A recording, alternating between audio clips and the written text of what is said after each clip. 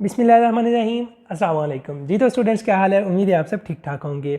अच्छा जी, अब हम कहने लगे हैं आपके एब्डोमेन का एक्सरे, बल्कि कहने ही नहीं लगे, पढ़ने भी लगे हैं। यहाँ पे मैं आपको एक एक चीज़ बताऊँगा, कोई मुश्किल नहीं है एब्डोमेन का एक्सरे पढ़ना।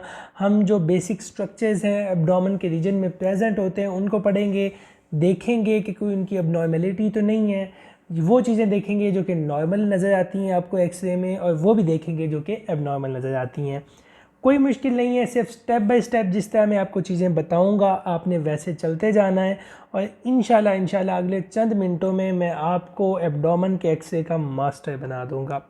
अच्छा, जब आपने एक्सरे को पढ़ना शुरू करना है ना, सबसे पहले आपने बोन्स देख के बोन्स वाला काम तो मुकाना है ना, ताकि हम स्ट्रक्चर्स की तरफ बढ़ें। सबसे पहले आपने देख लेने हैं जी ये वर्टिब्रे, ये आपके वर्टिब्रे आपको नज़र आ रहे हैं जी, बिल्कुल ठीक है, कोई टूटा हुआ नहीं है। उसके अलावा आप गौर से ध्यान से देखेंगे तो आपको ये छोटे छोटे साथ में स्पाइनल प्रोसेसेस निकले हुए यहाँ पे नज़र आ रहे होंगे। आपने ये देख लेने, कोई टूटा हुआ तो नहीं है, ठीक हो गया जी। उसके बाद आपको ये ऊपर पतली पतली सी रिब्स नज़र आ रही हैं। ये रिब पीछे से आ रही है, ये आगे आके अटैच हो रही है, ये पीछे जा रही है, ये जा रही है, ये आपने देख लेना है। किसी जगह पे अगर रिब टूटी हुई होगी आपको नज़र आ जाएगा, ठीक हो गया जी। उसके बाद ये नीचे सैक्रम की बोन्स आपने देख लेनी है, आपको नज़र आ रही होंगी यहाँ पे। अगर ये कहीं से टूटी हुई होगी तो आपको यहाँ पे इस तरह इसमें क्रैक्स वगैरह नज़र आ जाएंगे। उसके बाद आपने देख लेना है जी हिप बोन को, हिप बोन किसी जगह से टूटी हुई तो नहीं है जी, गौर से देख लें, हिप बोन बिल्कुल ठीक है जी। उसके बाद ये जॉइंट बन रहा है एक आपकी फीमर का, दोनों साइडों पे बन रहा है, देख लेना है आपने कि ये ठीक है जी। अब एज अ होल जो आपकी एक पिक्चर थी उसमें हमने बोन्स को क्लियर कर लिया, आपके सारे वर्टिब्रास क्लियर हैं, आपकी रिब्स क्लियर हैं, आपके जॉइंट्स क्लियर हैं, और आपकी जो हिप बोन है वो क्लियर है जी। अब बोन्स कर लिए हैं, अब हम नचेल के होके कहते हैं जी आपके जो बाकी स्ट्रक्चर्स हैं। अच्छा, अब तक आप लोग जो बाकी एनाटमी है ना वो पढ़ चुके हैं। एब्डोमेन की एनाटमी आपको अच्छी तरह आती है, आपको पता है जी लिवर किस जगह पे होता है, आपको पता है स्टमक कहाँ से शुरू होता है, और बाकी सारी चीज़ें। अगर नहीं भी पता तो आप बेफिक्र मंद हो जाए, मैं आपको एक एक चीज़ सिखा दूंगा। अच्छा, अब ये आपके सामने एक बंदे का एक्सरे है, इसमें मैं आपको जगहें बता देता हूँ कि कौन सी जगह पे क्या चीज़ होती है जी। आपको भी ऑलरेडी पता है, बस सिर्फ एक एडिशनल मतलब मैंने बस कंफर्म करना है कि जी आपको पता है ना। अच्छा, आप सब लोगों को पता होगा कि लिवर किस साइड पे होता है, लिवर इस जगह पे तो नहीं होता है। नहीं नहीं नहीं, बिल्कुल आपने सही कहा, इस जगह पे नहीं होता है जी, लिवर तो होता है आपका इस जगह पे, मैंने यहाँ पे एल लिख दिया है। उसके बाद आपने देखना जी स्प्लीन किस जगह पे होती है, स्प्लीन भाई साहब होती है यहाँ पे, लिख दिया आपने।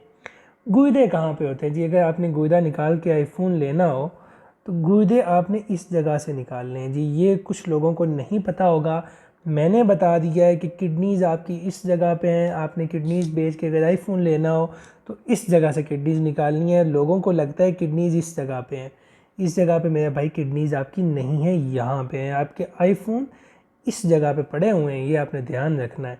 अच्छा, उसके बाद अब आ जाते हैं स्टमक पे।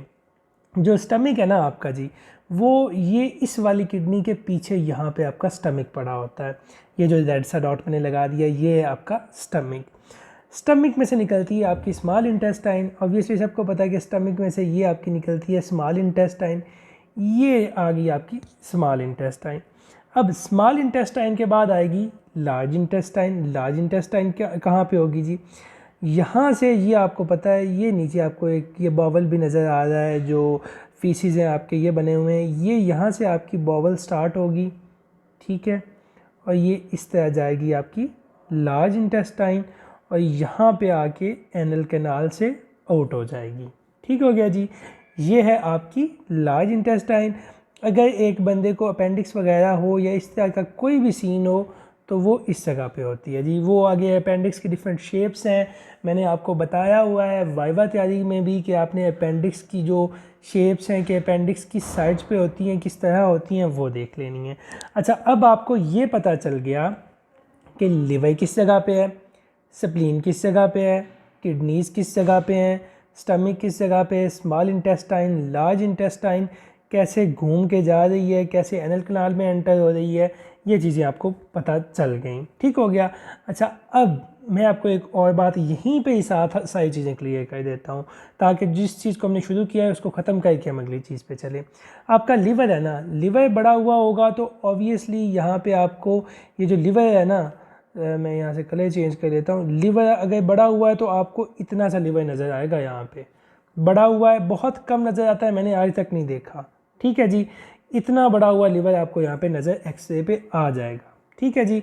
अच्छा, आपने ये चीज़ें बतानी है जी, जो अगर वहाँ पे कोई आपसे पूछता है ना तो आपने बताना है कि जी लिवर यहाँ पे है, अगर ये बड़ा हुआ होगा तो मुझे ऐसे नज़र आएगा। स्प्लीन है, अगर आपने स्प्लीन का एग्जामिनेशन पहले किया हुआ है तो आपको पता होगा कि स्प्लीन जनाब अगर बढ़े तो बढ़ती बढ़ती इस साइड में यहाँ तक आ जाती होती है। ठीक है जी।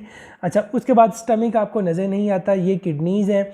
आगे मैं आपको किडनी का शेडो भी दिखाऊंगा, अगले एक्सरेज और भी मैंने रखे हुए हैं आप लोगों के लिए, आपको एक एक चीज़ क्रिस्टल क्लियर हो जाएगी। अच्छा, किडनीज़ हैं, इनके लोअर पोल आपको यहाँ पे डिस्क्रिमिनेट हो रहे हैं।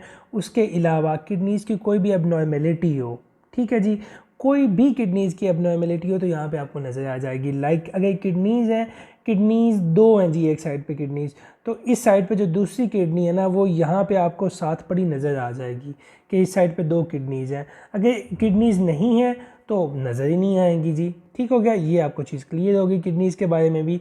उसके बाद देख लेते हैं जी स्मॉल इंटेस्टाइन। स्मॉल इंटेस्टाइन इस रीजन में होती है, तो अगर इसका साइज़ इंक्रीज़ हो तो वो इसी रीजन में इसका साइज़ इंक्रीज़ होगा। ये बात आपने अपने जहन में रखनी है जी। ठीक है, आगे मैं आपको दिखा दूंगा। फिर आ जाता है जी आपका लार्ज बॉवल, या जिसको लार्ज इंटेस्टाइन कहते हैं। अच्छा, अब इससे मैं ये जो मैंने तो ऊपर चीज़ें बनाई हुई ना ये मिटा देता हूँ जी। ये देखें, अब जब आपने एक एक्सरे को इस तरह देखा तो आपने देखा कि यहाँ पे मुझे कोई गोला गोला सा नज़र आ रहा है। यार ये देखो, ये भी गोला है, ये भी गोला है, ये ऊपर यहाँ पे भी गोला है। ठीक है, डिफरेंट जगह पे गोले नज़र आ रहे हैं। ये गोले क्यों नज़र आ रहे हैं? ये भी आपकी लार्ज इंटेस्टाइन है, ये इस तरह लार्ज इंटेस्टाइन जा रही है।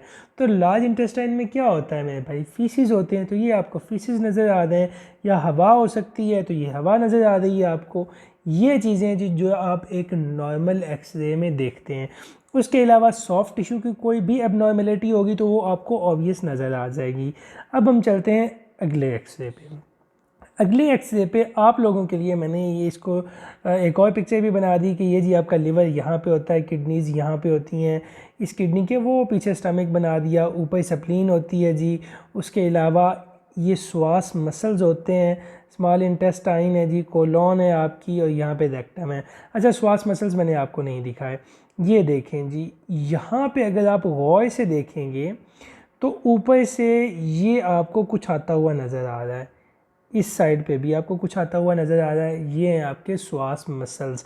अब जब आपने पहले इस एक्सरे को देखा था तो आपकी आँखों को सारी चीज़ें सेम लगी थी।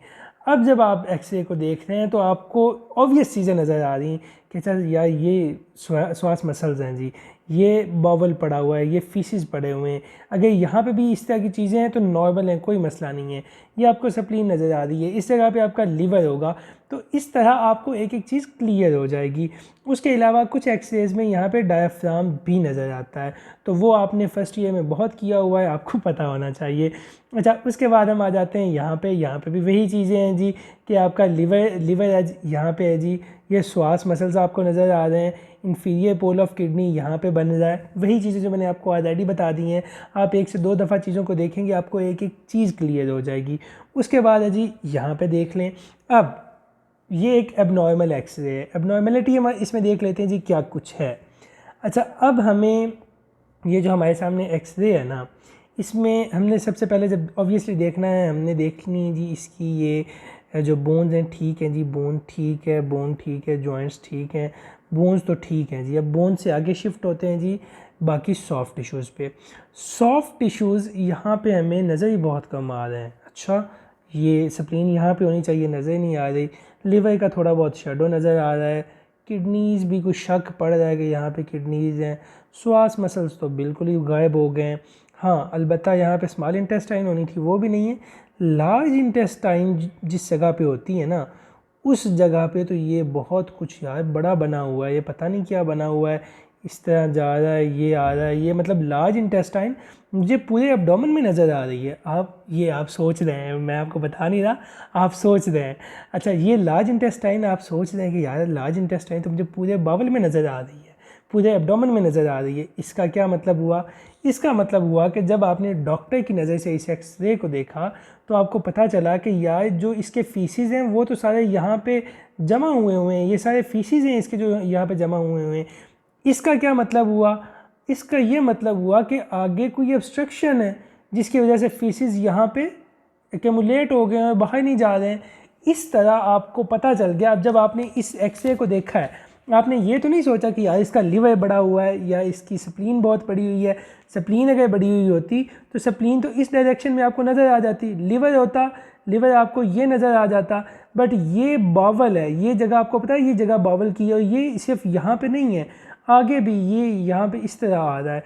तो ये वो चीज़ें जो आपने देखनी होती हैं आफ्टर सीइंग एन एक्सरे। और जो बड़े से बड़ा डॉक्टर है ना, वो भी यही चीज़ें बस देखता है, उन्हें भी इतनी एक ही आती हैं जितनी मैंने आपको बता दी हैं।